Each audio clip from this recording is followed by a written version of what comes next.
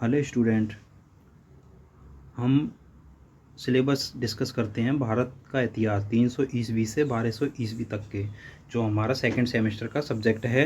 इस सब्जेक्ट के सिलेबस को हम एक बार देखते हैं कि हमारे सब्जेक्ट के इस सिलेबस को कितने भागों में, कितने यूनिट्स में डिवाइड किया हुआ है।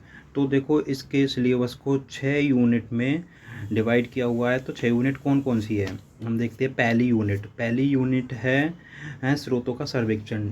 स्रोतों का सर्वेक्षण ये है कि हमारे जो सोर्सेज है, इतिहास को जानने के जो सोर्सेज है, उन सोर्सेज के बारे में रीड करना है कि कौन कौन से सोर्सेज है, जो हम फर्स्ट सेमेस्टर में भी इस टॉपिक के बारे में हम पढ़ चुके हैं। तो वही जो फर्स्ट सेमेस्टर में हमने पढ़ा है वही हम सेकंड सेमेस्टर में पढ़ेंगे। इसके बाद आता है हमारा सेकंड यूनिट में गुप्त और वाकाटक, जो गुप्त वंश है, गुप्त काल है, और वाकाटक जो है, इन दोनों को साथ में लेकर के इनकी प्रशासनिक व्यवस्था, अर्थव्यवस्था, सामाजिक और सांस्कृतिक विकास के बारे में हमें अच्छे से अध्ययन करना है।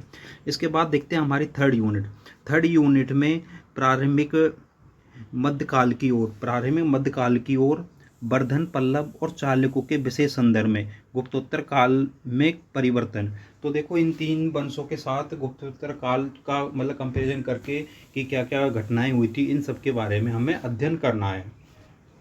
इसके बाद देखते हो हमारी आती है फोर्थ यूनिट में हमें देखना है चालुक्य, पाल और प्रतिहार वंश वर्चस्व के लिए त्रिपक्षीय संघर्ष। देखो, ये तीन वंश साउथ इंडिया के मतलब कि काफ़ी शक्तिशाली वंश रहे अपने समय पे। तो ये तीनों एक ही समय पे अलग अलग क्षेत्र में पनपे और ये शक्तिशाली वंश रहे। इनमें मतलब अपने वर्चस्व के लिए तीनों में त्रिकोणीय संघर्ष हुआ था। उस त्रिकोणीय संघर्ष के बारे में हमें रीड करना है इस फोर्थ यूनिट में। इसके बाद देखते हैं स्टूडेंट हम फिफ्थ यूनिट में हमें देखना है कि उत्तरी भारत में राजपूत राज्यों का उदय, सामाजिक आर्थिक आधार।